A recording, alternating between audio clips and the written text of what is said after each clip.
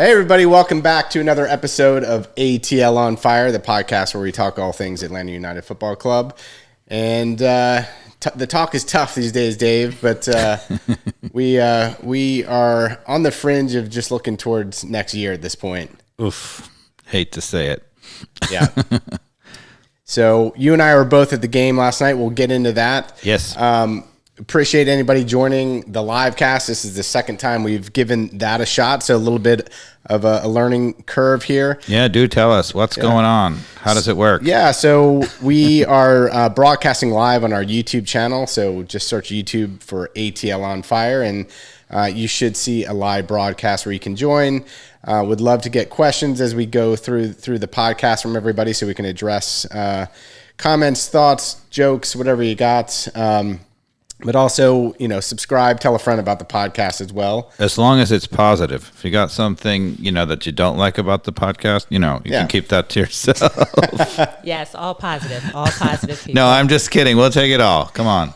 So, Dave, what are we drinking? You've brought us a really nice bottle tonight, actually, right? Yeah, it's a very unusual for the podcast. It's a Spanish wine. It's a Rioja, which means, it doesn't say, but it typically means it's Tempranillo. Okay. And it's from Calificado.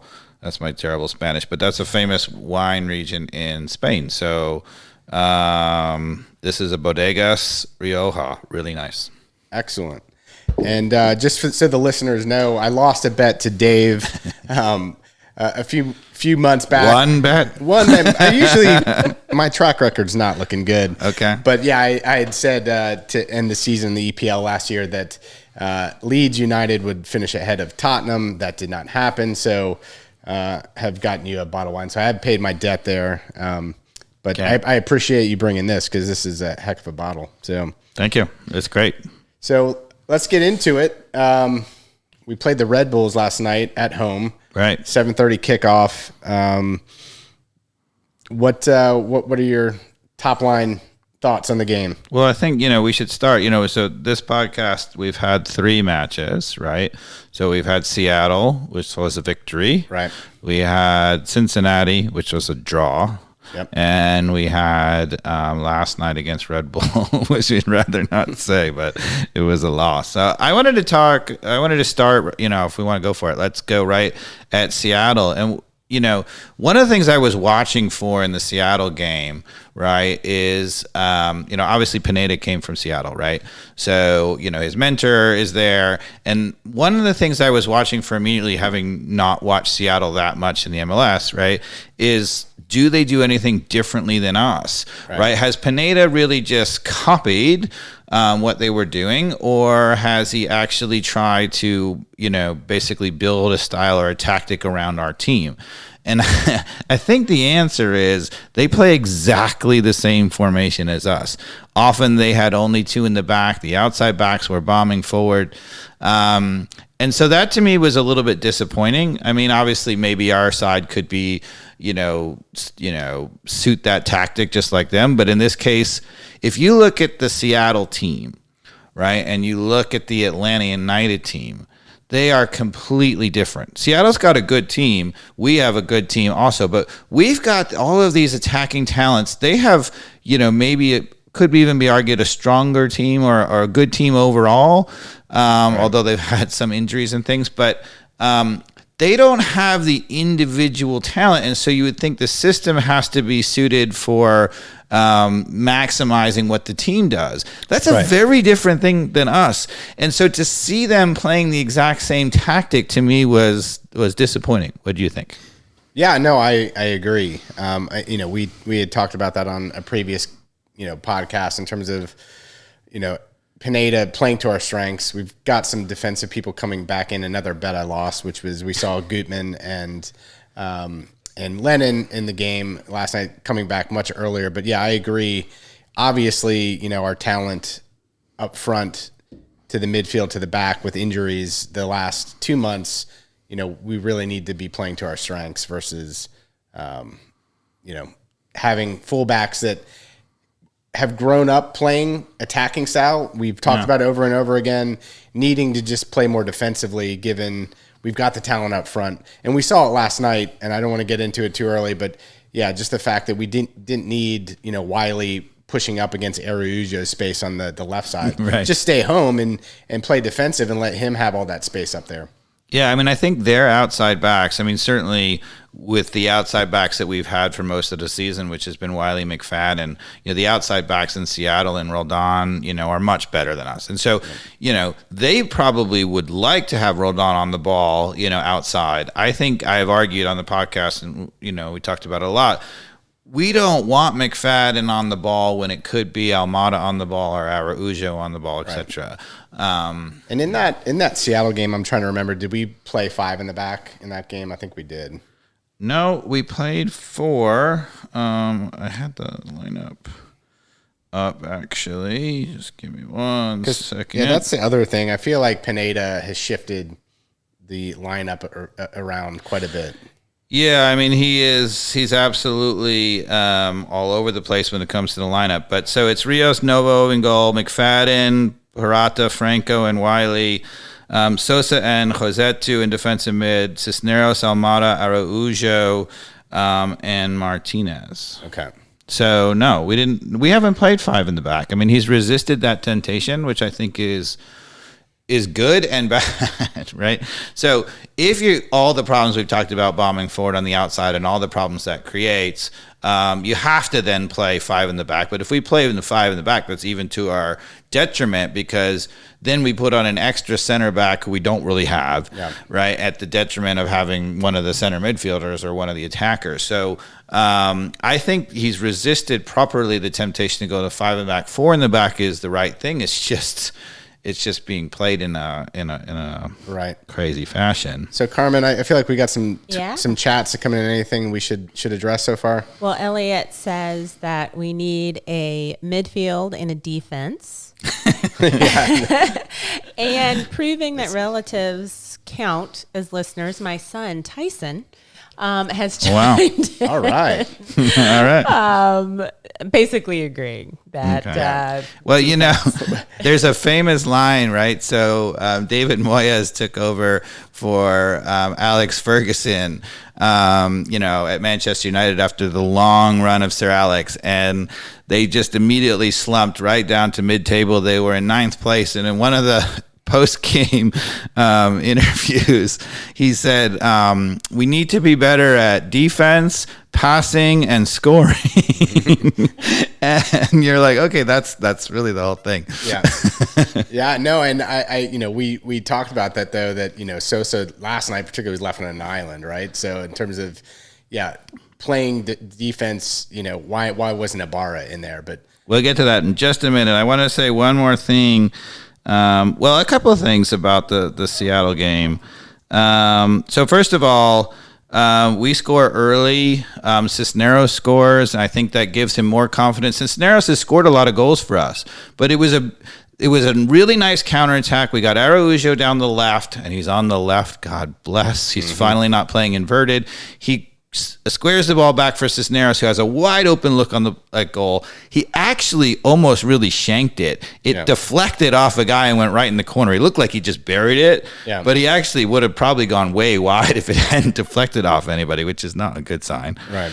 But anyway, it was a good goal, right? And then, you would think, okay, away we go, Seattle at home, but we obviously concede the equalizer, and it requires a absolute bailout from Gutman. What a fabulous goal that was. And when it sat up, he just cranked right through that. Yeah, there's times you can tell the listeners, right, where you literally just put your laces through it and try to get over it, make sure it doesn't go over the bar, and just see where it goes. Yeah, and that was a fabulous strike. And again, that was in overtime or extra time that it was an injury time. Yeah, it was very, very late. Yeah. There was one thing I wanted to comment. Taylor Tarman, and in the commentary, because it was a national game of the week, there was one interesting moment where there was almost an offsides play, and the Seattle defender actually stepped off the back of the field. Right. Right. So here's the question for you, Mikey Dobbs. So if a guy is right at the edge of his own end line, right next to his goal, and he steps back off his own field, so that now the attacker, the players on the field, are now offsides, is that legal or not? I would imagine it's legal, but I don't know. According to them, and I tried to check it on the internet, I think they're right, is that is not legal. So you can't just, you can imagine, for example, a classic trick, which I think once upon a time maybe it was legal, but it's no longer legal. So, for example, I know coaches back in the 80s, they would stick a guy right on the post, and then everybody would be like, look, we're onside, and they would go running towards the goal, and at the last second, they would just step into the goal and say, oh, look, everybody's offside. And you cannot do that anymore. Oh, okay. That's not legal. Yeah, well, I thought if you were behind the end line that you're still making everyone onside. I thought that was the interpretation. Yes. Yes, so you're still in play. You can't step off the field. It's basically like a corner kick. At that point, if you have there's a defensive player that's across the end line, it's essentially right. You're in the same moment as being in a corner kick, which is you can't be offside. Yeah. And the last thing I want to say about this game is that we seem like, and if we go back to the lineup again, we seem like we're inching in this game ever closer to what you would call, our ideal starting lineup. This is the Red Bulls game? No. Even in the Seattle game. Even in the Seattle game, yeah. Well, we had Gutman start that game, right? Yeah, and I just, unfortunately, I clicked on something and it I think Carmen's got it up on the screen here. Okay, thank you. It's because we just read it and I lost it. But, so first of all, Araujo on the left instead of on inverted, right? You have at least three of the attackers. You have two defensive midfielders. It's Josetu, so it's not really as defensive. I would love to see Ibarra, but you got two defensive midfielders.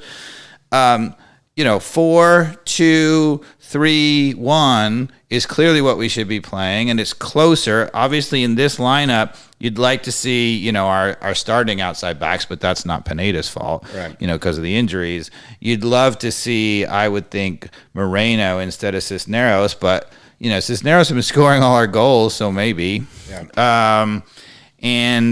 But this is closer, especially when you flip the inverted. It's closer to our lineup. And you felt in this game, well, maybe he's seeing something. He's no longer playing inverted. Maybe the backs will stay back a little bit and we'll get there. But the answer is no, because he just flips it back in the Cincinnati game. And I think as we're about to go to now, in the Red Bull game, the starting lineup, oh my goodness, Mikey Dobbs. So as we get into this, Dave, like a lot of the listeners don't know your background in coaching, and I probably get it wrong, but you were kind of trained as an apprentice under Bob Bradley's kind of philosophy of coaching. After you finished your time at Princeton, or while you're at Princeton. Yeah, Bob Bradley at the time was the Princeton coach. He started the Princeton Soccer Association, or reinvented it. And so that was the club that I coached under. So he was the head of the club. I coached under him. I didn't spend a lot of time with Bob Bradley. I spent some time with him, but I spent a lot of time with his assistant coach, Chris Mayer, who was, obviously using a lot of the same philosophy and whatever. So, yeah, in terms of, your understanding of the game and the tactical positioning with the talent that you have, Bob Bradley is obviously, one of the best U.S. national team coaches we've had. He's got a long legacy in the MLS. I wish we had waited till he was available and maybe gotten him even before Pineda. So, well, and the other thing, of course, as I've talked a little bit about on the podcast, is that I also spent a number of years coaching, helping out professionally with Paul Riley. Obviously, we don't want to talk about some of the other aspects of Paul Riley, but as a coach, right, I mean, he is probably the most successful women's club coach ever. Right. And I learned a lot of what I take is actually predicated a lot on his actual tactics. Okay. So, yeah, I was very fortunate to coach under two of the giants of U.S. soccer. And so, in my background, really not knowing a lot about tactical soccer, I played Division I college, but as I've sat with you and gone through this process of the podcast, it has become educational for me to kind of understand some of the things that are really hard to see for the average listener, like sitting with you in the game last night and just seeing some basic stuff right out of the gates, right? Right. Carmen, I don't know if you want to pull up the photo that this is the kickoff, and they always have it on the highlights. But this really highlights the philosophy that Pineda is trying to play with 4 in the back. And we've hit it over the head a million times that the fullbacks who are designed to bomb up do so. And it really makes us basically play with 2 in the back versus 4. Yeah. So you want me to explain it to them? Yeah. Right. So for those of you on the YouTube channel, you can see, so we're kicking off. We're in the black and red, our classic 5 stripes. Red Bulls are in white. So we have a whole bunch of people lined up at midfield, and Mikey Dobbs has correctly given them yellow arrows showing them go forward, right? And in particular, our 2 outside backs started literally right on midfield. So the design of the play is Araujo is kicking off. He's going to drop it back to Franco. And the idea behind it is now Franco is going to launch it, and hopefully, hit one of those guys down the line. But here's the thing, right? If he doesn't get it right, and we've seen a couple of examples of this already this season where, they got a little pressure on, Almada one time when he was supposed to do it, and instead of playing it, he cut it and played a small ball that got intercepted. And in this game, Franco, to be honest, he shanks the ball, right? And when he shanks the ball, it gets headed right back towards those 2. They literally have 4 guys who Mikey Dobbs has shown with red arrows, 4 guys who just ran off the kickoff and are going to try to pressure the ball, right? And they're, you would say useless because the ball's going to get kicked over them. But when it doesn't get kicked over them, they now suddenly have 4 guys running with the ball against only 2 in the back. We literally could have given up a goal in the first 10 seconds. Yeah, I mean, it could have easily been 3-on-2 had that header that they basically ricocheted back. And it was interesting because it highlighted right out of the gates the vulnerability of that style. Yeah, and again, the thing that we like to emphasize is, all right, obviously, offensively, you've got to take chances, and you and I are both really into attacking soccer, right? So nobody says we shouldn't take chances, right? So if this were, a kind of a thing that got us a good chance pretty often, you might say, well, how often is Franco going to shank the ball? Probably not very often. But have you ever seen that really work on a kickoff? Is that really going to help us? No. I've never seen it work on a kickoff. I mean, what I would honestly, if you're against the Red Bulls and you don't want to get pressed right off the bat, I'm fine with him dropping it off and just launching it out of bounds in the deep corner and going and pressing them, making them uncomfortable, making them build out of the back. Yeah. But why do you need anybody to even run for that, or at least the normal runs? Right. Yeah. I mean, I actually like that play, bombing it into the corner. Yeah, that's okay. I have no problem with that play. I just have a problem when you run that play and you leave only 2 in the back. You do that, and then you got to have a cold team trying to play out of the back, and then it's almost like a guarantee that you're going to get the ball and be able to recycle it back in. So, Carmen, you can describe the 2 yellow boxed defenders. How far is it between them and any other Atlanta United player? Far. Far. It's like the Grand Canyon people. Yes, too right? far. Yeah. It's like 25 yards, yeah. If you were trying to string a rope across the Grand Canyon, you probably wouldn't make it. Yeah. It's not good. And I think, if there was any doubt about what we were going to do in this game, literally before kickoff, we knew that the outside backs were going to be bombing forward the whole time. Yep.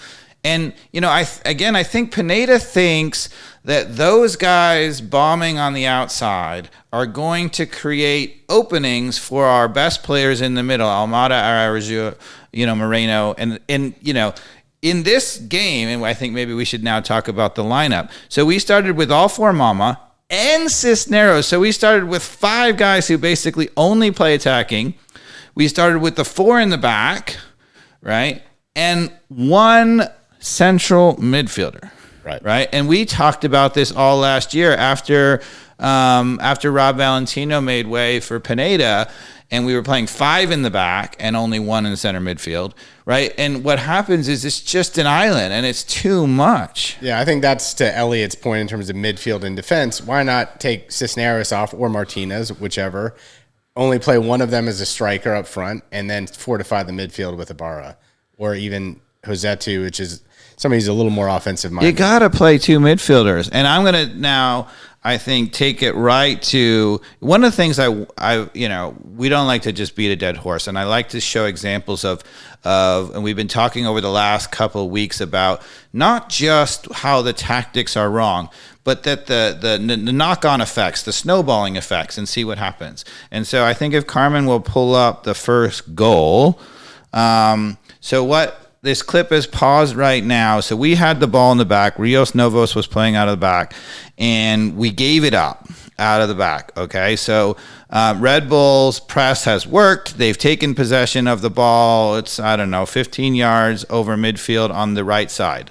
What's interesting about this is because we gave the ball away so quickly, right? So I want to point out the position of 2 players, right? So in this clip, Wiley is still behind the ball. Barely, because he was trying to get forward, but he's still behind the ball. He's a good 3-4 yards, and he's going over to address the ball. Sosa is standing way over in the middle of the field. Okay? And as we play the clip, what I want you to notice is that Sosa, right, as the only center midfielder in the whole game, right, he's so attuned to those guys going back and getting caught when we give up the possession, we get a turnover, that he's like, Pineda wants me to bail those guys out. So what he's going to do is he's going to sprint 30 yards over, like almost in case Wiley was out, even though Wiley is not really out and he's in this play. Right. Okay. And what's going to end up happening is that Sosa and Wiley are going to double team the guy on the outside. Okay. So now double teaming the guy on the outside, you might say, okay, look, great, we win the ball, right? The chances that they win the ball, they were good defensive shape. They slowed the guy down. The chances were very good they were going to win the ball. Right. But they don't. He gets off a weak cross, okay? So when you are playing one center midfielder, and that center midfielder is panicked because we always give up the ball and there's always a weakness on the outside and he's been asked to cover, and he comes over unnecessarily to double team, who's left in the middle, Mikey Dobbs? Well, in this game, no one, because we had one central. Yeah, there's nobody else playing center midfield. And what I want you to notice as we play this clip, that Sosa comes over and look at the top of the box. So play the clip. So he's going down the line. He's got 2 people. Yeah. Sosa, Wiley. There's the cross. Now look at the top. Stop. Preset. Yeah. Look at the top of the box. I mean, the guy who was at the top of the box, had all day. He did a good job of getting a first touch on it and doing exactly what he should have done. But yikes. You cannot leave 2 players. You could draw a circle around those players, and there's not a player within 10 yards of both. If you draw a circle around both of them. So what you're saying, it wasn't much of a threat when it was on the sideline there. No, he couldn't shoot. He didn't need help. Couldn't shoot it from that far and make. Well, what's supposed to happen in real soccer, right? In good tactical soccer, Freudian slip there. What's supposed to happen is Wiley's supposed to be okay defending there, and as long as he's back, he should be okay. And then what should happen is the left center back, who in this case is Franco, should be always alert so that if he gets beat, he's coming over. Yeah, right? If he gets beat on the end line and turns the corner. Sosa never is supposed to worry one iota about any of that, and he's supposed to be picking up somebody in the midfield, and he's supposed to have help. So, question: Is that Sosa's fault just as a player because he shouldn't do that, and knowing that he's the only defensive center midfielder, shouldn't he stay home, or is that a player fault, or is that in that case it might be the player kind of losing their... So, yes, it's Sosa's fault. He didn't make the right play. He shouldn't come over, although he's our smartest tactical player. I think he's so desperate to help the team that he's going to come over and try to make that play. But here's the thing, right? So, here are all of the things that would normally stop that play, right? So, first of all, right, if they had happened to win the ball, right, on the outside. Okay, they happen to win the ball, right?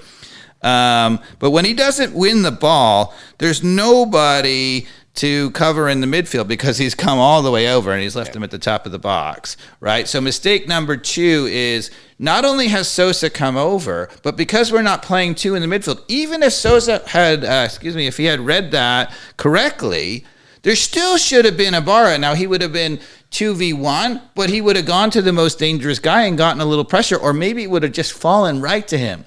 Right. There should never be an opportunity where if Sosa goes to cover for someone, we have nobody else. Yeah. Right. And by the way, that whole play started off of just a really poor refereeing decision.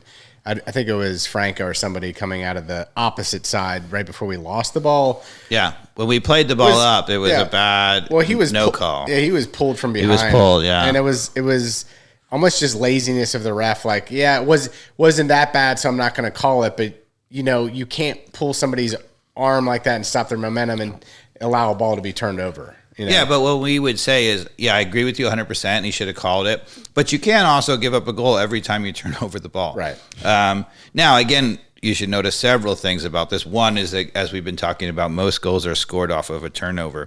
But there is an additional mistake on this play, right? And the other thing that I think would have completely prevented us from giving up a goal here is Rios Novo. Okay, so I don't know if they show the best angle for this. Maybe let it play the replay, because I think they show the reverse angle, let it keep going. Because Rios Novo, this is actually, it looks like it was whipped in the corner. It was not. Okay. Rios Novo gets very close to this ball. It was not a great finish. Yeah. And they should, let's see if here's the reverse camera, right? He doesn't put it far in the corner. I think they're going to show one more. Here, this is the one right here. That is not in the corner. Well, that just shows the size of Rios, who's in the last couple games. Other people are going to say, well, he made some great stop shots in the previous games, which he did. But yeah, I mean, add another foot to somebody like the Mexican international backup goalkeeper, who for some reason we haven't seen yet, would have probably gotten a Paul on that. Brad Guzan would have gotten a Paul on that. Yeah. So how tall is Rios Novo? Probably like 5'8". He's listed as 5'10". So I think he's closer to 5'9". But even if you give him 5'10". Hey, I know how those brochures work. You always add an inch or two on it's. So how tall is the Mexican backup keeper Castanheira? I have no idea, but I'm going to guess 6'1". He's 6'2". Yeah. And how tall is Guzan? 6'1", 6'2". He's 6'4". Oh, wow. And so you cannot tell me that 4 to 7 inches on that shot doesn't save it. Yeah. Right? And that's the difference, a little bit. And so I went, I started thinking about this, and I want to say some things about Rios Novo overall, but I did some homework on MLS goalkeeping. Okay. So I'm going to ask you a little MLS goalkeeping trivia. I love it. Right? I don't have trivia, so this is good. Very exciting. So is Rios Novo the shortest goalkeeper in the MLS? Yes. He is not. There is one McIntosh from Kansas City who is a backup. Oh, no. Hold on, but I was going with starter. Okay, fair. So he's the shortest starter in the MLS. Okay. I feel like I got that right. Do you know how many goalkeepers, give a guess as how many goalkeepers in the MLS are above 6'2"? So we got, 28 teams? 28 teams. Above 6'2". I'm going to say 5. The answer is 79. Oh, okay. Including all the there are 79 goalkeepers in the MLS that are over 6'2". That means that every starter and basically both secondary backups are all above 6'2". You have at least like a 5-inch difference on average. And most of the MLS starters, I went through them all. Almost all of the MLS starters are 6'4". Okay.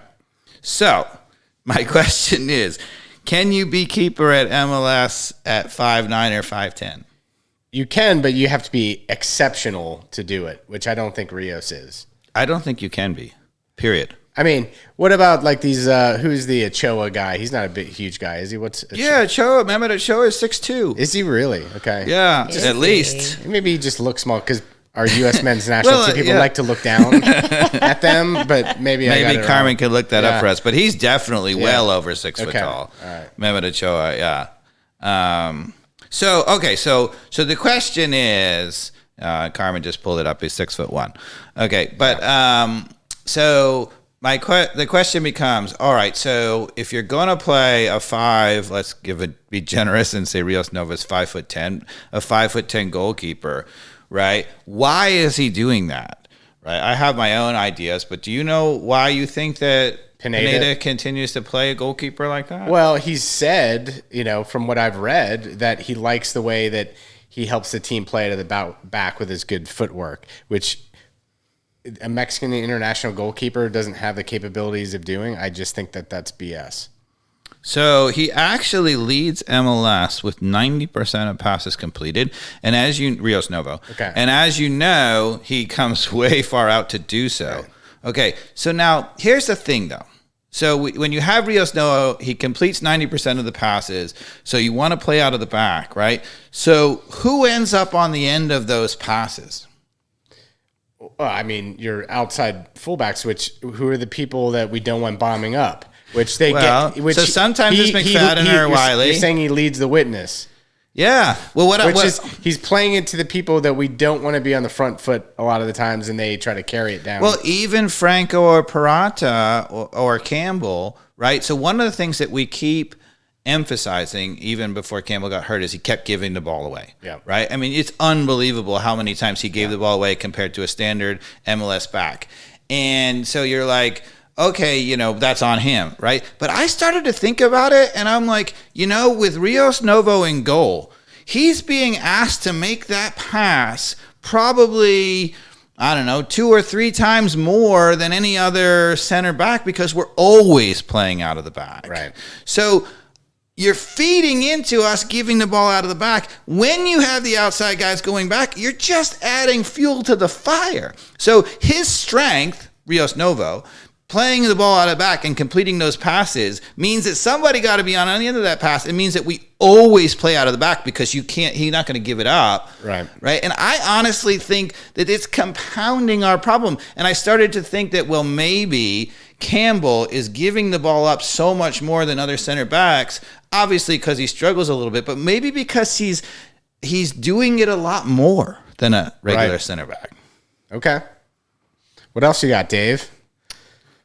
Any more trivia on Rios? That was. I mean, that is pretty amazing, though, that so many other goalkeepers are just, on average 5-6 inches taller. I mean, they're all 6'2". Right. There's not a. I mean, to be honest, there really is. You'd be hard pressed to find a goalkeeper in the MLS who's under 6'4", and most of them are, even the ones that are under 6'4", are 6'2". Yeah. Right. So Rios Novo at 5'10" is giving up at least 4 inches on the lower side, 6 inches on most of the goalkeepers, and maybe 7 if he's really not 5'10". So Dave, also last night, we didn't start Gutman or Lennon, who came on at half. Right. Well, I mean, if they're physically fit and ready to go, I just don't understand. Why don't you start with your strengths in a game where it's nearly a must-win? Well, I don't know if you noticed, but, who's the guy who keeps bailing us out by scoring goals? Yeah. Right? It's Gutman, right? Yeah. So, I mean, stay with the hot hand, right? Yeah. I mean, you would think, and you say, okay, look, they're trying to, with the injury, trying to ease him back. But you would think after 2 games and like 3 or 4 weeks of being there, he'd be ready to go for 90, right, or at least starting. And maybe if you think even we're going to protect him and bring him off at 70 or something. Because I also like Ronald Hernandez, maybe even over Lennon. So that's started. Yeah, he did start. So, but yeah, Gutman's the hot hand. Why wouldn't you play him? Well, Elliot says maybe fitness is the issue for both Lennon and Gutman. Yeah, certainly for Lennon, he just got back. But Gutman came off the bench twice, and it's been 4 weeks or 5 weeks training. And Yeah, Lennon, I get with it that. It might be. I mean, it literally might be the trainer saying to Pineda that we don't think he should still be starting yet. But I think if that's true, look, you're in a playoff fight. This is now or never, right? Right. You got to be a little bit more aggressive than that. I agree. I mean, I'm not into making, people, play before they're really ready and risking injury. That's just silly. But he's already made 2 long appearances off the bench. Usually by then, the third game. I mean, a lot of times, most of these players coming back in Europe, they play once off the bench and then they start. Right. Okay. What else did you think about the Red Bulls game? Again, when halftime came, we were down 2-0 already at that point. Yeah. And the only changes I recall he made were Lennon and Gutman coming in for Ronald Hernandez and Wiley, correct? Correct. We kept the 2 up front. We kept Sosa on the island in the center. And while that is an upgrade, potentially, on the fullbacks, it didn't change anything tactically about what we were planning to do to get back into that game. You had to put on another defensive midfielder. I mean, it sounds ironic. You're down 2 goals. Take off an attacker to put on a defensive midfielder, but you have to win the ball in the midfield.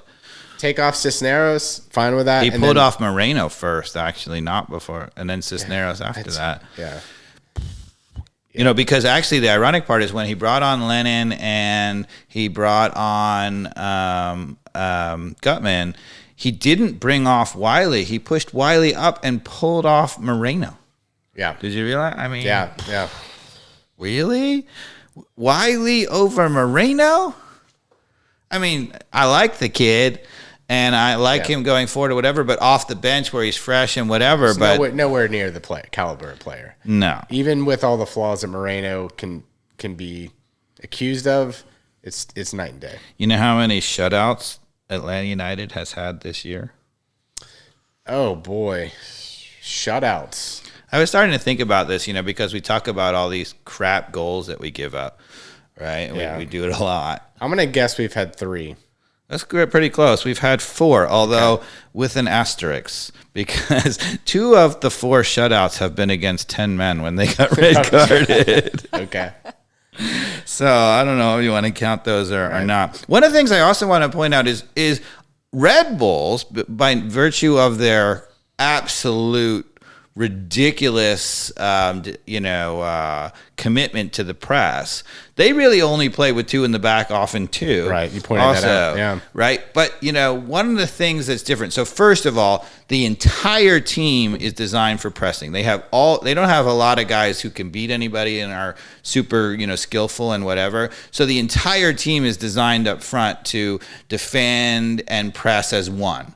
Right? So that's a very different thing than Araujo and Moreno and Almada. Right. So that's first of all. But the other thing is, even if you give all of that, they basically play with 3 guys in the center and midfield who never leave the center and midfield. So that when you're playing 2 in the back, you might be able to get away with it if you're just clogging the midfield all the time. Right? We were doing 2 at the back with only 1 person on an island in the midfield. I mean... Really? Yeah, Sosa's good, but, especially when he runs out to the sideline to bail somebody out and then they get beat anyway. He's not that. Yeah, I mean, a couple of times he came over and he made unbelievable tackles and won the ball.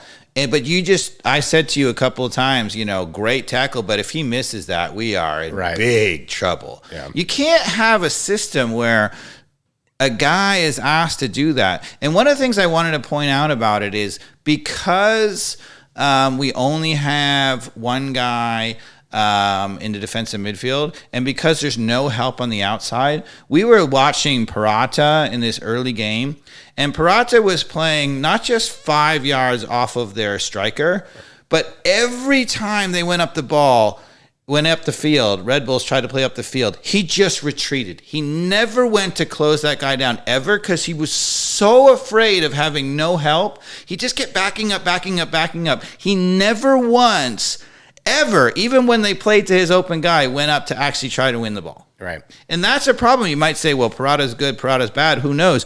But if you're not even comfortable enough with what's around you to even try to go and challenge for the ball, we got problems. You cannot say to a professional team, you can play to your center forward all the time, and we are never going to pressure him. Yeah. Right? That's ridiculous. Right? I mean, it's never going to work. I have one more comment, unless you have other things. No. I'm trying to put this game out of my mind, actually. There was a lot of talk last night at the game that Martinez is finished. And you actually pointed out a couple times early in the game where we did have, aggressive attacks, moving the ball quickly. We got the ball in some dangerous spots. Joseph, 2018 would have finished 2 of those easily. Well, he would have at least made a strong run and stuck his nose in there. Yeah, which would have probably been, in 2018 would have been a finish. He's not even making the strong run, right? So it's 2 things. It's making the strong run and then being sharp enough to finish it, which are 2 different things. And he's not even making the So why do you think he's not making that run anymore? Because guys, hard to believe, right? Like 4 or 5 years have passed. So you think that he's just too old, right? Yeah. He doesn't have it anymore. He's only 29. Yeah, but are you including like the ACL as the big reason for that? Or? Yeah, it's a huge part of it. Yeah, we talked about it, 2 years ago in the podcast. Players do, in stats say it in every sport, do not really ever come back to the level they were after an ACL injury. Yeah, there are some players, and there are some players who take 2 years, they have a full year in between. I mean, they fall off. I mean, in every sport, it's just a dramatic cliff. And yeah, there are some exceptions to the rule, but in general, ACL injuries pretty much diminish a player's career pretty quickly. I don't know the answer, and you may very well be right. I kind of feel like it's ironically a confidence issue, and Martinez has never lacked for confidence, but he lacks for confidence that they're actually going to put a good ball in. And so, once you dart, you've been a forward, right? And if you make that run, and they don't put the ball there for, 15 times in a row, you stop making the run. Yeah, and I'm wondering whether or not that's contributing. Look, I don't know if it's the kit or whatever too, but he looks like he's about 7 pounds heavier than he was too. It looks like he's been enjoying the Atlanta Fandom and having some. I felt like that to begin with, houses. But I feel like lately he looks pretty like he's lost that all and he's pretty fit again. I don't know. I mean, I'm sure he's fit, right? Like, I mean, he's 29 years old, but you can tell his physique is a little bit more stocky, and he's got 5 pounds of something somewhere that. I don't know. But the interesting thing, whether or not I wanted to point that out because I didn't want to make it sound all positive. So twice in the game, only twice, did we win the ball up the field, right? Oh, for sure. There was one right at the beginning of the second half where we turned it over. Martinez was wide open, and I forget who missed it, the pass, but somebody missed him with the ball, played it too far ahead of him. He was wide open, would have gone in.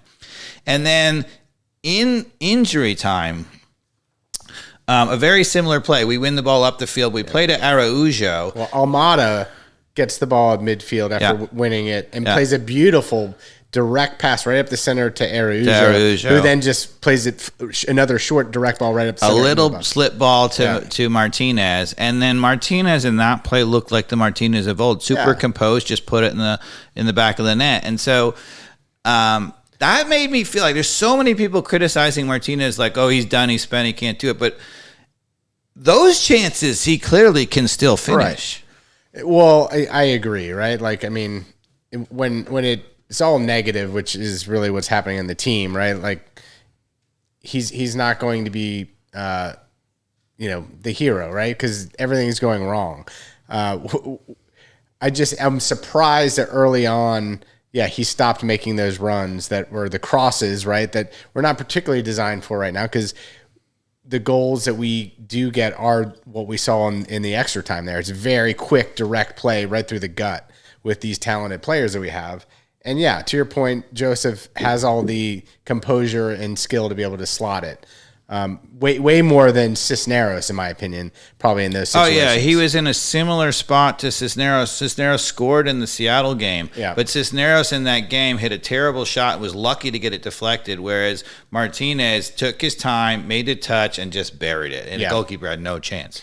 Yeah, and before we move on, Elliot, is wondering what we should do with Joseph Martinez next year. What will happen with him next year? Should he take a pay cut? Are we getting rid of him? What do you think? Yeah, is his 5-year deal up? It's got another year or two, right? Yeah, I think it's definitely got at least another year, probably 2. Yeah. He's been talking about, like, maybe he wants out, I mean, and God bless him, like, where's the team? We've gone into the tank. Do you really have you really wanted to spend the last couple of years at Atlanta? But, in my personal standpoint, and it may be nostalgic, I wouldn't give up on Martinez. I still think he can do it. I agree with you. As much as I do, like, it's about playing to our strengths, which we haven't seen yet. Yeah. Right. So I don't want to pin it all on Joseph. I do believe in the observation that he's not making those crashing runs. He needs to get that fire back in his belly. I don't care if he doesn't finish them, but just show me you're trying to get there. He's not even like he's 5 yards behind. Yeah. So it's not even like he's close. Well, you get frustrated, when the other team gets up the field only a few times or whatever, and then they score, you get frustrated. Yeah. And I want to, maybe you should finish, but the second goal I want to talk about that we gave up, you have other things to say? Yeah, no, I was just going to complete the thought on Joseph. I think we should keep him, right? He's an Atlanta legend. I think he's still, even if he's not a starter, like maybe his ACL is fine. Maybe he's got more in the tank and can play 90 minutes if we start playing tactically the right way to play into him directly and he finishes like he did in extra time. But regardless, I say we keep him. And he laid the ball on for Gutman for the last goal in the last game, the equalizer in Cincinnati. Yeah. Right. He laid on a absolutely gorgeous ball in the extra time for the equalizer. Yeah. So he's still contributing majorly. Yeah. And I don't know. I mean, the big question is, and this is, what Pineda would have to read, like, what is his influence on the locker room? It's a very tough thing. I mean, of course, he's the captain leader there, but there's obviously a culture that needs to be reborn.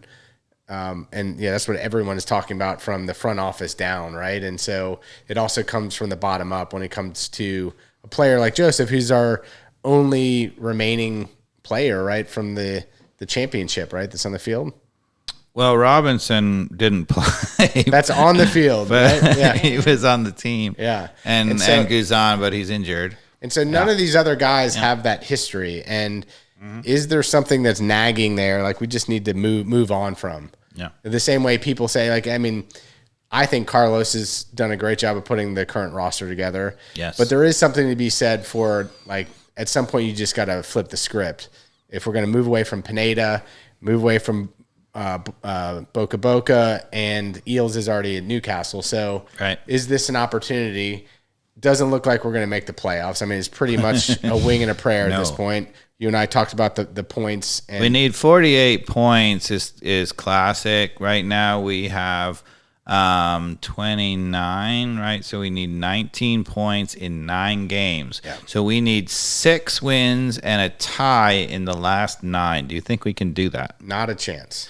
Like, it's just. Yeah, I agree with you. Not a chance. I mean, this is not just, it's possible that you could get in with less than that. Yeah. But typically, even in these sorts of years. We were going into last night, even if we got 3 points, it still felt like it was not a chance. Even if we came out of that game with 3 points, just because it's such a tall mountain to climb. At the end, and we're playing really good teams, moving forward here too. We've actually played some of the weaker part of the table already and haven't gotten the W's. So, if we had won that game last night, then you need 5 wins and a tie. Yeah. Which in 9 games sounds a lot more doable, but we didn't win it. That's still tough. It's still tough. Yeah. We do have somebody else in the chat who's showed up. We have Enrique, who wanted to point out that 29 is still young for Joseph, so he has time. Enrique still thinks he can play for Atlanta United at the age he is, which we won't mention on the live podcast. Speaking of which, Enrique says Mike should have come play with the Action Jacksons. I know. I missed the game last night. I went to go. I'm dedicated to watching Atlanta United versus playing on Wednesday, but I will be out there next Wednesday. Our days are numbered. The stuff that we do, you could hardly be called playing, but anyway, Yeah, or at least compared to what we used to do. Oh man. Yeah, and I don't know if we'll get into Premier League at all, but Enrique also says one thing for sure, Atlanta United could still beat Man United. Oh, Yeah. at the moment, maybe. I mean, But not the Brentford Bees, that's for sure. so Manchester United has a similar problem, which is to say that we have good defensive midfielders. They don't have good defensive midfielders. They don't have defensive midfielders who can complete passes and win tackles, and they really struggle for that. So to be honest, they'd probably love to have Sosa. He'd be an upgrade over Fred or McTominay. Yeah. I think. But when I wanted to talk about, God bless, I don't want to, harp on poor Rios Novo, but, if you have a goalkeeper at 5'10" or whatever he is, and, the strength is supposed to be his reading and making those saves in close. That second goal, which is the classic, there's just a cross going towards the far post. Right. And, nobody ever touches it. Any goalkeeper who's really good knows that even if sometimes you have to sacrifice, somebody gets a touch on it, you get beat, you cannot let that ball go straight in the goal. Now, we can talk about the offsides and whether or not he was influencing the game, but at the end of the day, as a goalkeeper, you cannot let that go straight in the goal. And one of the things that the good goalkeepers will do is they will wait till the last possible second to get there, right? So they know, look, the ball goes straight in. I can get there. I can wait till this moment and I can still get there. And a lot of them are huge. So they know I can get that arm out and I can get there. So I can stay at home as long as possible in case someone gets a weird So you're flick. saying 2 of the goals had to do with height.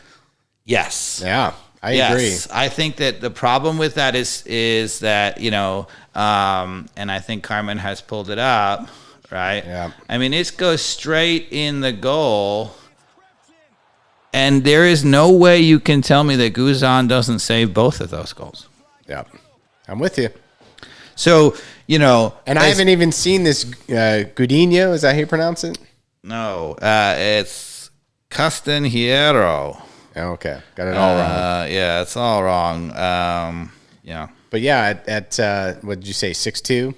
6'2". I don't know how to pronounce it, but Castanheiro. I'm guessing he would have got a Paul on that. Yep. Yeah, I think so. One of the things that, the other thing about a big goalkeeper, right, is it does a couple of things for your confidence, right? So first of all, when you have a big goalkeeper and you feel like they can get to a lot of stuff, when you're at the top of the box trying to close down a player, instead of being desperate to block a shot, you actually can stay a little bit conservative. You're like, look, if that guy hits it from 23 and wraps it around me a little bit under pressure, there's no way they're beating him. But when you start to see a guy get beat on shots like that, then you're like, oh, I can't give up that shot. You lunge a little bit more, and then what happens? The guy just cuts it on you, and you're defending, and the defenders get blamed for that. The other part that happens when you have a small goalkeeper, in the box, right? When you would normally, let's say, even for example, on the cross at the top of the box, and not to say that would have happened on this play,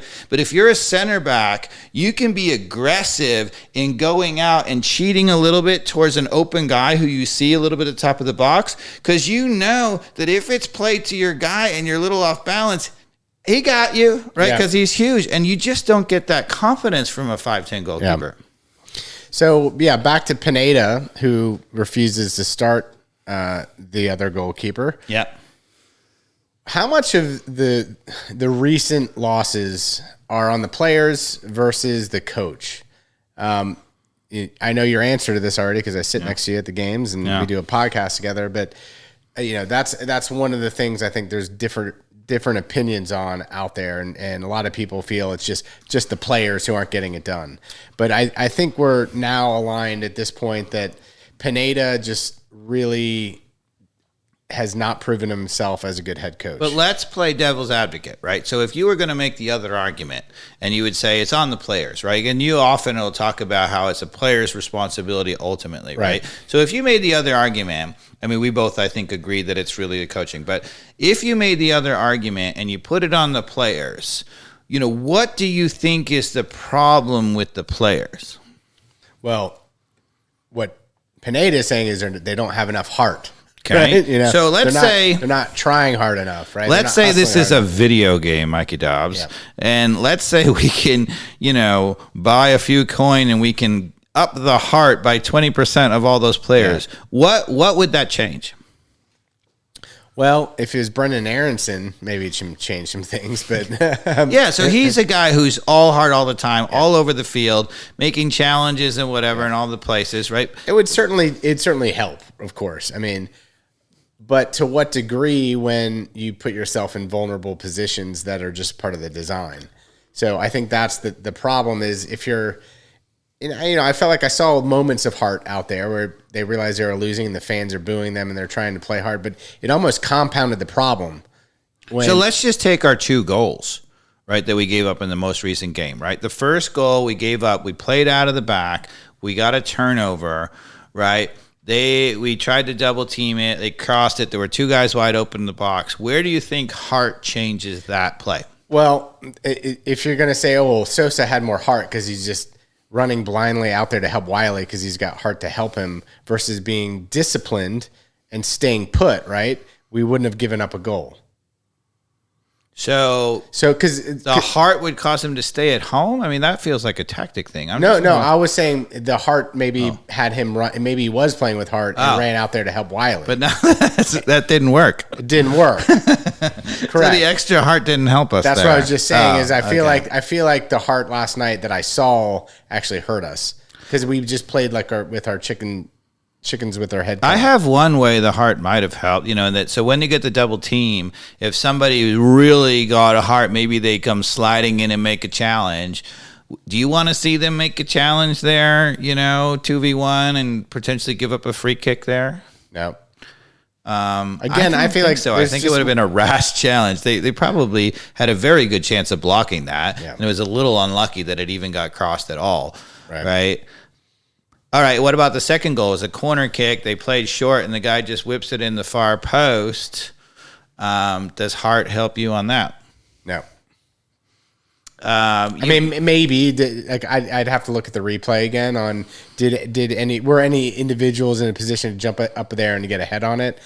Probably not. There definitely was nobody in position to get ahead on the ball. That's for sure. The only thing you could have argued is maybe if somebody had the most extreme heart, they would have come flying out and gotten there to block that cross. Right. I just don't see that. Yeah. I don't just my question, now one thing you might say is, all right, let's not say that the problem is heart, but let's just say the problem is talent. Right. And so for example, Franco and Parata, you could maybe argue don't read the game well enough. Let's say this is Chiellini, one of the best defenders of our generation who's now in the MLS. We'll use him as an example. So maybe you could argue that Chiellini playing at center back on that play, right, where we had the double team, they got the cross off, we had 2 center backs there and there was really only one guy who would have recognized the danger and maybe stepped out closer. So when it was cleared, off the first one, that he would have been able to close that down. Unlikely.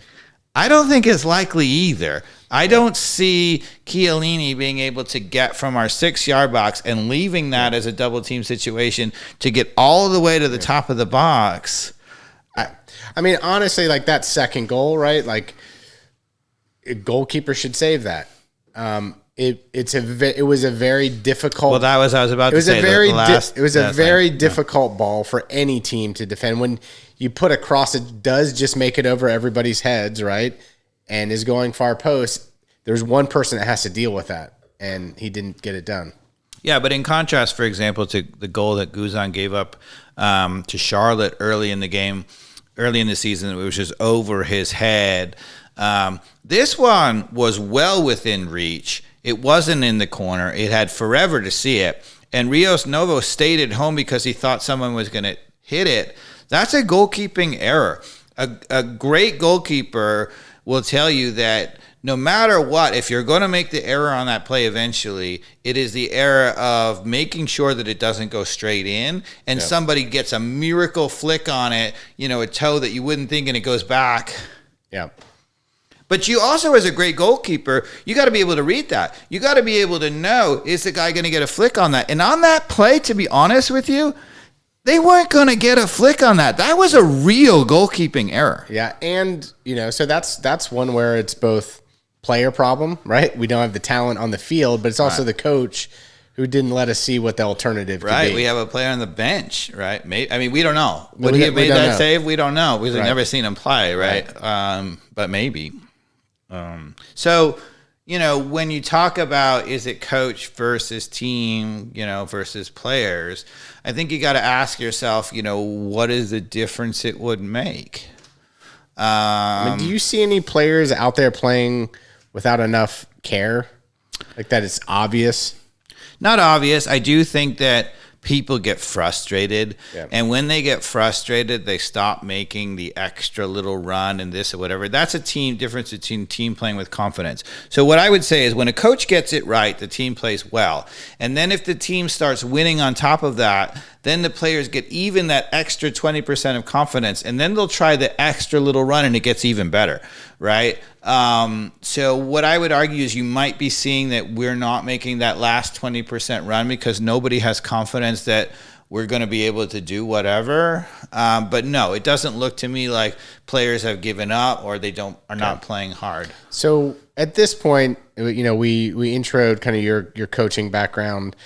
We're not one here to call for anybody's head, but I think we would agree we've kind of seen enough of what Pineda can do creatively in terms of putting these players who we believe are talented enough.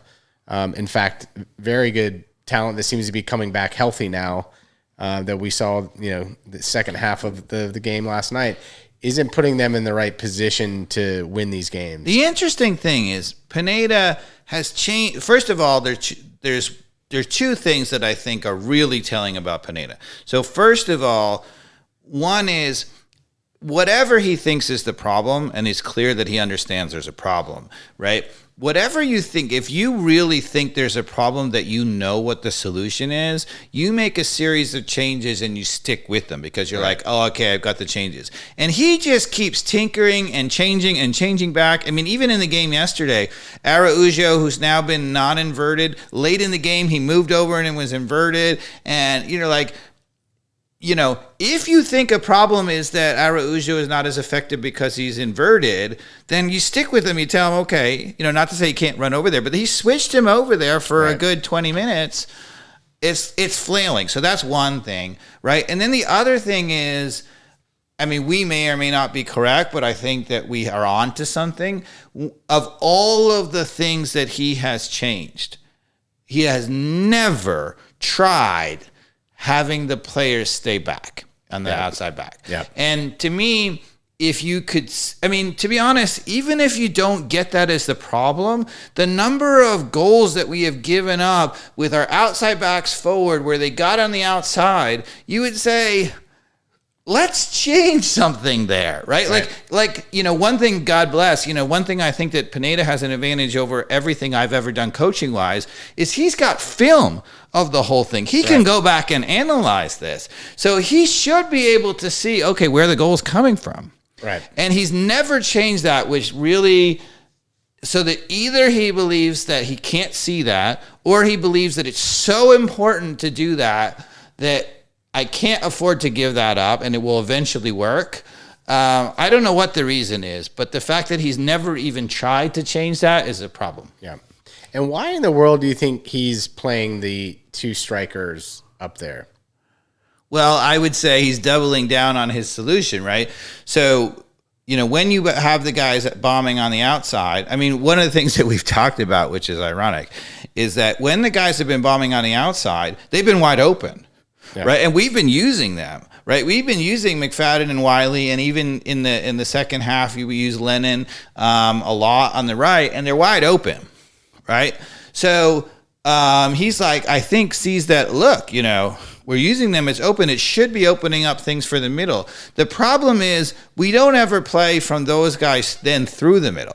So it never opens things up, and then we take advantage of it in the middle. But also, then you say, all right, well, they're getting in good spots and they're crossing it. And I think his solution is, we're getting good crosses. They should be getting on the end of it. And the answer is to take two guys who are leading scorers and put them both on there. Yeah, that didn't happen. No, it didn't happen. Yeah, and Jason in the chat, he says, I would suggest another coach could at least have us in 6th or 7th. At least this team has attacking talent. We aren't even creating enough chances. We all know our defense stinks, but we can't even score. Yeah, I mean, we can't even lean into what our strength is right now. Yeah, but even when you double down on it. Well, the interesting thing is that, you would think, okay, we can't score goals, and so we got to do more offensively. But I think this is what I would say is poor coaching, right? Because often when you are not scoring, the problem is not necessarily that you are not creating chances of getting forward, or the problem is not always up front. The coaches who are not good when you're not scoring, they always talk about the front four. Right. But it starts with the team. Six. It's the back six. Sometimes it's the back six that's causing you not to get goals. Yeah. Right. And as we've talked about, this team is just set up for a dream. You just take the 6 guys and all you have to do, injuries and all, and say, I don't care who we have on the field. We have 6 guys, and our job is to make it hard for you to get by the wall of 6. Right. And we're going to win the ball up the field as much as possible and just recycle it to the mama all the time. Right. So, yeah, it's a 6 that's not sitting back. It's a 6 that's pressing up towards midfield to win the ball, giving someone like Parata a little less stress because you've got an Ibarra in front of him. He can lay back a little bit, read the game, and let Ibarra go in there and smash for a win and have it bump up to Almada, who turns it, flicks it to Araujo. Araujo flicks it to Martinez, goal. And we just refuse. Like, that's the model that we're set for right now. I would love to have access to the Atlanta United Advanced Analytics, because you would say the number of times that we have won the ball in the attacking third that has led to amazing chances. I mean, we win the ball so seldomly. My feeling is we might be scoring on 50% of the time we win the ball in the front third, right? Yeah. I mean, it might be that high. I mean, you saw it in this game, right? Twice we won the ball up the field, and the last one we scored on, right? If that's the case, right, if we could do that 10 times a game, right, which is not a ton winning the ball up the field. I mean, it's a lot, but then you score 5 goals, right? We might be that good, because you saw Araujo in that moment, even after all the pain of this game and being down 2-0 and being in injury time, right? He still had the, class to slip that ball perfectly onto Martinez, and Martinez had the class to just put it in the corner. Yeah. So, Dave, what else do you want to talk about Pineda? Do you think, I mean, let's just be frank. At this point, when we reach the moment here where we're not going to make the playoffs, do you think the front office should strongly consider other options as we head into 2023? I mean, look, we are at rock bottom here. It's not like firing Pineda at this point and moving on to something else is really going to change where we are in terms of feelings about where the fans are right now. We just want to start winning again, and the front office needs to do whatever it takes. So if you're the front office, to what degree do you think, if you're making the decision that we have to move on from Pineda right now, he's not good enough to get it done, and you don't believe that he can change his ways in 2023, do you think he can? No.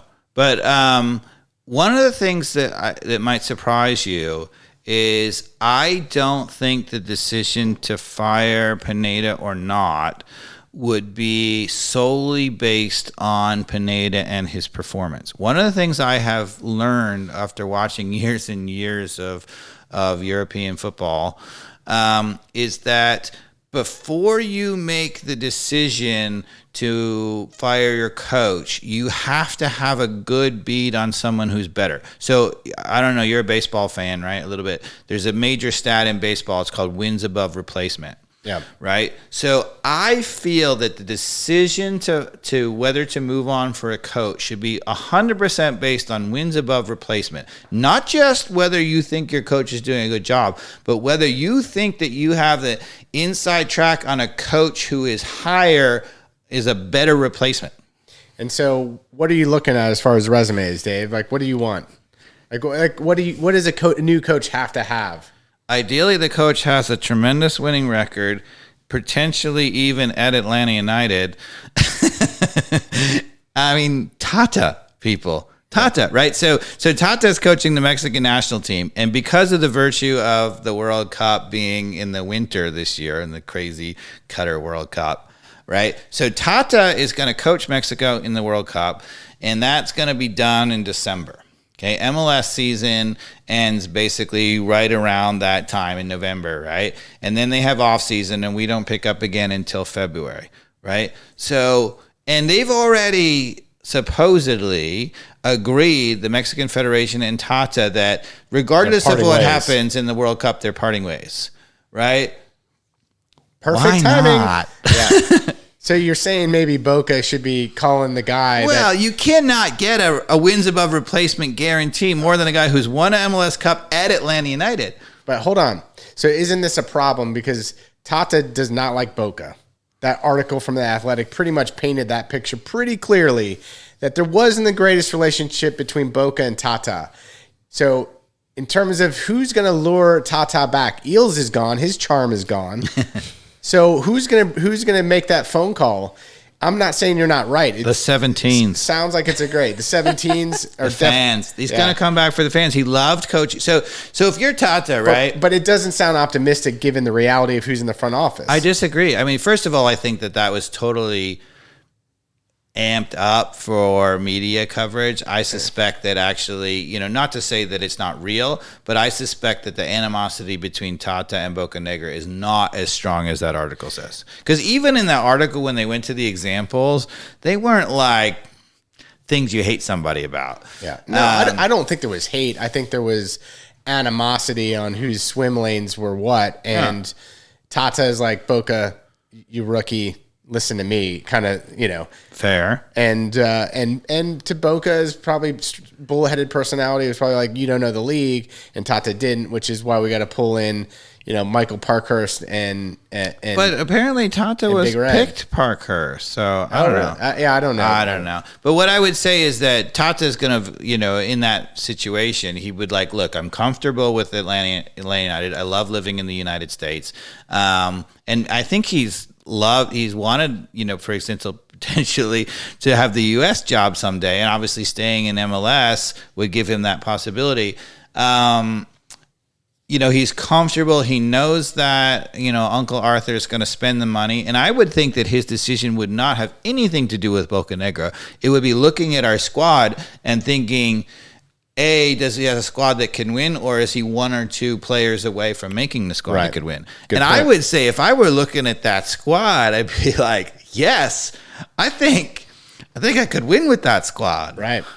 I love you mentioned that last night. One thing that's interesting is the only guy who's had success, major success at Atlanta United over the last 3 years. Assistant coach is the replacement, who's now the assistant coach, Rob Valentino. And we talked about Rob Valentino as being sort of, I felt like he was a little over his head when he was coaching, even though he had won 5 out of the 6 games he coached. He didn't lose a game.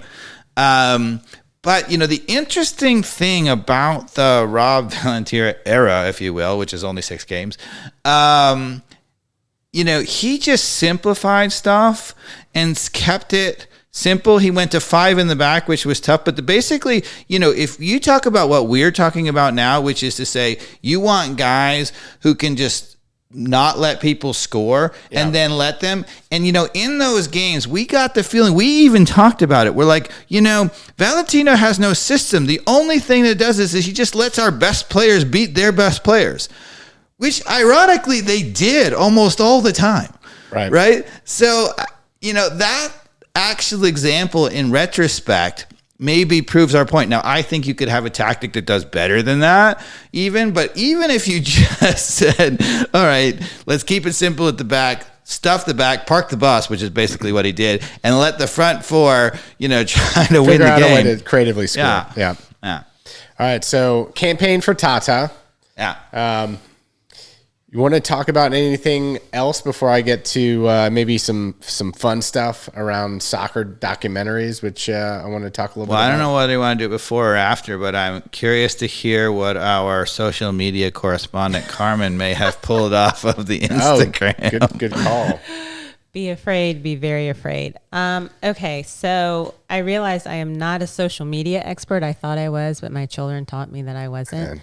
They just say I like to look at pictures on Instagram. Well, and Mikey Dobbs even sent something on TikTok. And that kind of makes you an expert, I think. I think so. For a 46-year-old woman, I think so.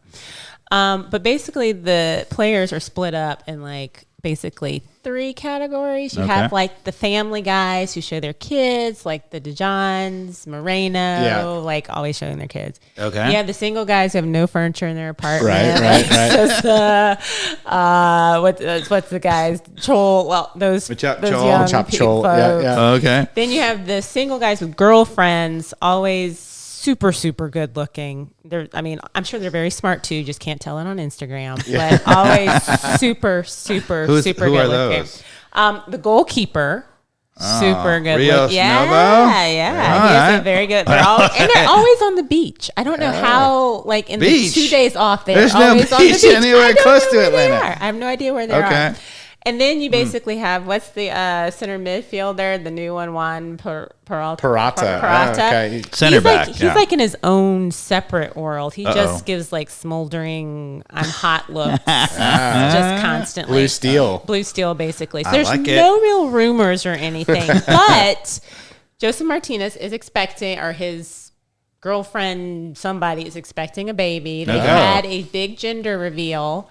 Where it was so cute. He kicked a little soccer ball in the air and it exploded, and he's having a boy. Big blue. The only weird thing about it was there was no baby. That's news. Yes, there you go. Yeah, I like it. There you go. There's no baby mama anywhere at this gender reveal. Did we sign him yet? Not yet. A new king coming to town, but we did not. We have not signed him that I know of. Who's his wife? Does she play for some national team? I don't even know if he has. Or a girlfriend, sorry. I have no idea. She was not at the gender reveal. What? I know. It was just him, just kicking the soccer ball. How do you have she must have been there. She just wasn't in the clip, Carmen. I looked at several You can't pictures. Have a gender reveal without the mom. Now, I looked on the internet. There was no, notice of a girlfriend, a wife, or, there's nothing there. But, okay, so we now have controversy. I like it. So that's pretty much, I'm trying to get into this whole Instagram thing. So I know, I think it's Josetu's girlfriend's pretty active on social media too. You probably get some insights on that. Gotcha. That front. What about Araújo, who's supposed to have Miss Brazil as... Oh, yeah. But he has 2, little... He's young. Does she post? Or does he post? You know what? I have not followed her. I have not gone down the actual rabbit hole. I'm only following. But what about Araújo? Oh, he posts. So he has a couple cute kids. All right, your assignment now is to go down the rabbit hole. Go down the rabbit hole, the girlfriends, the baby mamas, I like it. That. All right, next we time, have to be comprehensive about our evaluation of the club. All Does right. Pineda have an Instagram? Do you follow that? I think he has one, but he had one. There was nothing on it. Yeah, nothing good on it. Yeah. So sorry. All right. Next time, guys. All right. So I went down the rabbit hole, Dave, and I thought I would help the listeners learn a little bit about some soccer documentaries and or movies that I might recommend watching. Some of which I haven't watched myself, having done the research and put a list together. Curious if you've watched any of these. If you have, would you recommend them to any of your friends or people? I have to say, I'm embarrassed to say that, there's all these wonderful Netflix and, documentaries about these teams they've fallen behind the scenes, and I really haven't watched any of them. I don't know why. So I'm going to take these. I haven't. But I have read several of the books. I've read Sir Alex Ferguson's Managing My Life, and I read Brian Clough's. Anyway, books. What are Books. those? I just Wow. watch YouTube now. So All right. in terms of player documentaries, I first went with older players, right? So there's one on Johan Cruyff. Football's Greatest is the name of the documentary. Okay. There's an ESPN Films one on George Best called Best by himself.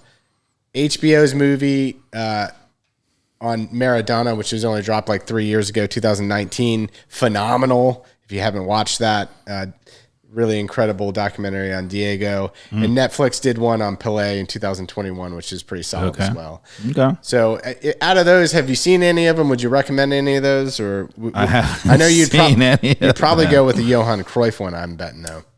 Oh, well, Johan Cruyff. I mean, total football, the Dutch. I mean, as I think I've mentioned on the podcast, if you watch some of those Dutch highlight films, like they have 8, 9 guys searching forward, and you're like, if you make fun of us for having 2 in the back, they have 0 in the back. But the thing about Johan Cruyff is he never lost the ball, ever. Right. So they never did it until they got the ball to him. They were like, okay, he's got the ball. Now everybody go forward.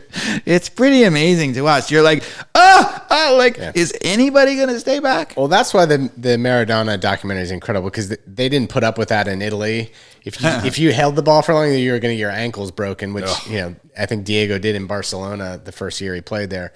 Really, There's a really World good Cup documentary. photo of him in the 86 World Cup. He's tying his shoe, right? His shoelace came undone. He's tying his shoe, and the guy who's man marking him is standing over him like this, looking down like, I don't care if you're tying your shoe. My coach told me not to leave you. and it's totally off the ball. Like, you would think, okay, the guy's tying the shoe. Why don't you go back and help defend? No. Yeah. I'm like, I'm going to stay here. So the other documentaries on players who are currently playing, and I've only seen one of them, actually. The story of Zlatan Ibrahimovic is one. Carmen jumped off the page. Have you seen the YouTube where Zlatan plays the you remember the movie Big, Oh, yeah. where he goes to the fortune teller? Yeah, there was a Jimmy Kimmel or Yes, whatever. have yeah. you seen Zlatan the fortune teller, where he's like, if you haven't checked that out, dear podcast listeners, YouTube Zlatan Ibrahimovic the fortune teller on Jimmy Kimmel, where he plays the role from Big, where you go and you put your quarters in, he tells your future. It's hilarious. I mean, absolutely hilarious. So then there's 3 others on the big players: Ronaldo, Messi, and Neymar, that I haven't seen. I don't know that I have the stomach to watch those. I have, especially the Neymar. Do they Ronaldo talk one. about who's going to take the penalty? But I'll have links in the in the YouTube posts for all of these. Okay. Team documentaries. Found some really good ones. The one that I would recommend is on the New York Cosmos. It was done in 2006. It's called Once in a Lifetime: The Extraordinary Story of the New York Cosmos. Have you seen that? No. I did watch Abby Wambach, sorry. And Abby Wambach and Landon Donovan did like around America, and they did some things, including they stopped off and talked about the Cosmos, and that was exciting. Nice. I like that. So the other ones, I know you've seen Class of '92 on Manchester United. There's also another one. I think I have that on VHS. The original one? Yeah. Yeah. For a while, oh, God bless, I'm almost hesitant to admit that. So when my wife was living in London, we used to go there, and right in the middle of London, there was a soccer store called Soccer Scene, or Football Scene or something. Anyway, but we used to go there, and it was the only place in the U.S. you couldn't get whatever, and they had videos. Yeah. And I used to buy the videos, and the crazy thing is the videos, the British format was not the U.S. format. So I'd have to buy the video, and then I'd have to pay to get it converted to the U.S. format so I could freaking watch it in the U.S. That's dedication. That's terrible, is what that.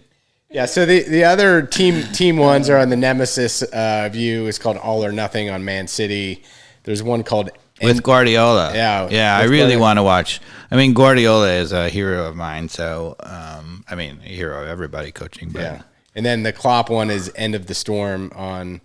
I heard the Liverpool one with Brendan Rodgers before, when they just missed out on the title when Steven Gerrard, slipped. I heard that one was quite good. And, there's some early clips of Raheem Sterling on that team and him trying to, coax him. I've seen clips, but I haven't seen it. So then there's Sunderland Till I Die. And I've seen this one, which is really good. This is an Amazon Prime one on Leeds United and their demise to almost non-existence after falling out of the Premier League in like 92, 93, and then working their way back up to... Yeah, we've talked about it. O'Leary as the coach. That team had Viduka and Kuehl and Alan Smith and Lee Bowyer, and they spent all this money. They were in the Champions League semifinal. I told my son this. Leeds was in the Champions League semifinal. He's like, what? It's true. It's true. But then they mortgaged the bank to do it, and when they didn't win, and because they were trying to fight for the Champions League, they didn't get back in the Champions League in the league. They didn't qualify, and then they got relegated the next year. It just all fell apart. The Take Us Home documentary is on Amazon Prime. It's actually narrated by Russell Crowe. So if you're a fan of Russell Crowe, he's got that awesome voice as you go through. I think it's like a 3-part series. Yeah.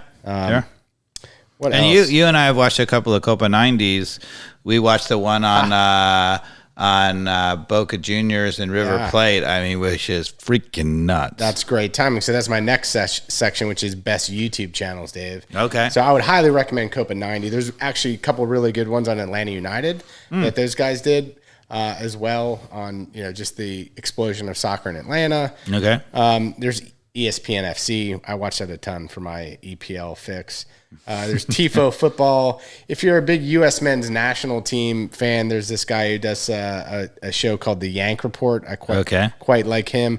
And then there's this amazing show about Atlanta United called ATL On Fire. I've heard of it. Yeah. Amazing. Heard it's really good. And then as far as like just movies that are a little more just cheesy. Now we're going to it. I know soccer movies. All right, what do you got? Are there any well, let's start with what you got, and then maybe I'll add to it. So I haven't seen a couple of these. I haven't seen United or Baggio, The Divine Ponytail. Have you seen that? No. Yeah. I think a lot of people have not seen Although I was at a couple of his games in the World Cup in the US in '94 with his divine ponytail, and then he missed the PK in the final at the Rose Bowl. I'm surprised you haven't seen United, which is like a 2011 movie. I think it's about the team that did they get in a plane crash on Munich? God, the Busby Babes and the plane crash in Munich. Yeah. It killed the whole generation. Ugh. Yeah, so that's you can understand why I don't want to watch that. Right. So that's it. That one's before my time, of course, but that's a little heavy. There's also, I think, there's a documentary about the Liverpool disaster where there was the crush on the fans, and that's when they put in the rules. So for those who don't know, in Europe, they used to have just terraces, which are just basically the stands without the seats, and so they're just steps, and so you were just in a section, and what would happen, the crowd would get riled up. And I actually was in a stadium like this before they had this rule, and it was so crazy. So the crowd would get riled up and get fired up. A goal would happen or whatever, and people were lighting off flares in the stands.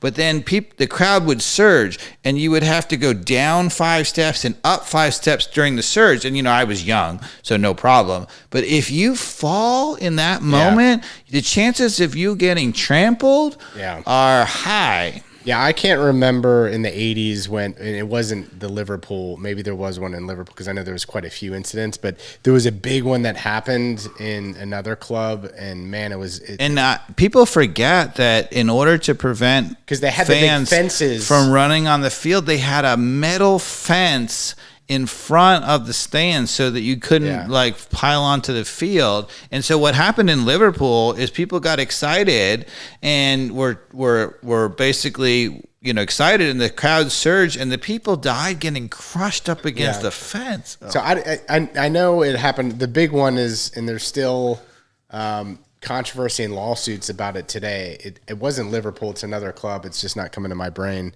And it was super tragic. And I think there was one in Turkey. I think. Okay, there's one either in Fenerbahce or one of those clubs. So we're trying to end on a light note, but I can end on a light note. Okay, what you got? I got movies that you don't have on here. Oh, yeah. So I also have Goal, which is like the Miggy Amaron story of a player that goes to England. That's a fun one to watch. Victory, we've talked about on this, Stallone as a goalkeeper. Sylvester Stallone as the goalkeeper. You know who? Michael Caine's in that movie. Yeah, it's highly, it's actually. And Pele as himself. Yeah, it's amazing. It's got everything, people. It starts in the Holocaust, which is a little weird, but then they soccer their way out of the camp. They do, man. It's amazing. And then there's in that movie, my favorite moment. Michael Caine is the coach, right? And in their halftime, and they're losing, and the coach is like, "Okay, we're gonna do this, and whatever." And Pele looks at him and says, "No, coach. You give me the ball. I go like this, goal." And then that's Araujo, right? Or Moreno. No, coach, just give me the ball on the counter. Win the ball up the field. Give it to me, and I go like this goal. Another Pele cheesy movie is one that when I was in middle school, I loved this movie, Hot Shot. It has the guy from Melrose Place. What was his name? Anyway. Andrew Shue. Andrew Shue's in it, and Pele is in it. He's a good soccer player, you know. So Andrew Shue captained the Dartmouth soccer team when I was in high school. When I went on my recruiting visit there, he was the captain of the team. So and evidently, when I was a kid, I would play with Elizabeth Shue, who was my age. They were from. She's in New Jersey, right? Wilmington, Jersey, Delaware. Or Delaware. Okay. Yeah, and so somehow I crossed paths as a kid. I don't remember. She was an actress of her own right. She's been in a few movies like the Nicolas Cage Las Vegas movie. Yeah, she's in that one. Anyway, she's also in the one with Val Kilmer. Okay. Yeah, she's in a couple of big ones. Go Shue family. Ladybugs. Rodney Dangerfield. Come on. Yeah. But what else you got? I got two. You don't have what I think are the two best soccer movies of all time. I missed them. Two. So one is I don't know if you call it the best. So the movie's called Mean Machine. Oh, you mentioned this before. And it's a remake. So Guy Ritchie, who was married to Madonna at one point, right? Is that true, Carmen? Yes, correct. Okay. So he's a filmmaker in England. And so you've heard of the movie The Longest Yard. Yes. So it's a prison football movie. So he remade The Longest Yard as a soccer movie. Yes. Prison movie also. It's not a good soccer movie unless it's set in prison. and like Victory. And so Vinnie Jones. Do you know who Vinnie Jones is? No. So Vinnie Jones is an English defender, and he's most famous for the photo. So he was marking Paul Gascoigne, who, God bless, until his alcohol problems, was one of the greatest footballers you've ever seen. And he's marking him, and there was a very famous photo that Vinnie Jones got in trouble for because he's supposed to be marking him, and he's grabbed his privates and is twisting them. Oh, God. And they got a photo of it. It wasn't called, there was no VAR. So that was quite legal. But anyway, that was what he was known for in his soccer playing career. But afterwards, he went on to a very successful film career, and he's been in all the Guy Ritchie movies like Lock, Stock, and Two Smoking Barrels or some things. And anyway, he's the star of Mean Machine. He gets imprisoned, and he decides to play a soccer game against the guards. Yeah. And Mean Machine is what he's called. And the highlight of that movie, you got to stick to it to the end. No, don't. No, but the highlight of the movie is the game at the end, which of course happens. And the two commentators who are calling the game, God bless. They are hilarious. Is it Jason Bateman as Cotton? It's better. It's better than ESPN 8 The O Show in Dodgeball. I like the reference, but it's better than that. It is hilarious. And I had to go back and listen a few times to get all of the things that they got. Is hilarious. So I'm going to get a trailer link for that. I'm going to put it in the YouTube description. So that's one. Yeah, because Jason Russell agrees with you all about Mean Machine. Oh, he's ahead of you with Vinnie Jones and everything. Vinnie Jones, yeah. The other movie is actually one of my favorite movies of all time. And can you believe there's a soccer movie that's actually, it's an amazing movie, actually. It will make you laugh. It will make you cry. It like one of those movies, like really good. I wonder if I've seen this. How would I miss this? Laugh, cry, get excited? The movie's called, I think it's called Searching for Eric. Oh. It's about a guy in Britain who's dealing with lots of life problems and trying to raise his kids on his own. And he sees as his inspiration Eric Cantona, who plays himself in the movie as his guiding angel almost. And it is an amazing movie. And I won't give away the ending, but the ending is freaking awesome. Oh, all right. So it is one of the better movies I have ever seen. It's got Eric Cantona on it. I mean, come on. And Eric Cantona playing himself. Incredible. Very cool. So I highly recommend, dear podcast listeners. It's a terrific movie. You'll love it. It has a few moments that are difficult at moments. I mean, not like are like that kind of difficult, but there's a few difficult moments. All right. Well, we have talked about it all. And then some. We're hour and 35 minutes in. We went live on YouTube. I have to say thank you so much to the live YouTube audience out there. We appreciate you, being live. We appreciate you listening to the podcast all the time. We're happy to have your feedback.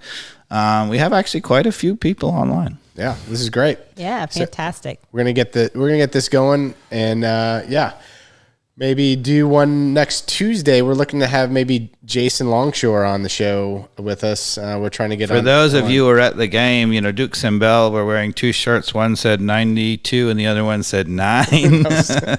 So Jason Longshore, we got to ask him about that. Yeah, and also as we pointed out on the last podcast. The whole Apple deal. Yeah, I want to find out from Jason. We got to find out about Jason, how that's going to influence. If we can get any insight there. And I actually have my neighbor is working with Kevin Egan on the WWE stuff that he does. So he's talking with Kevin. So I'm going to see if he can get us an angle in. We got to get Kevin on the podcast too. So I've got a little line in there. I'm trying to work with Kevin Egan, who I've met before. He's a great guy. So it'd be great to have him on the show. Well, thanks everybody. Thank you very much. Bye.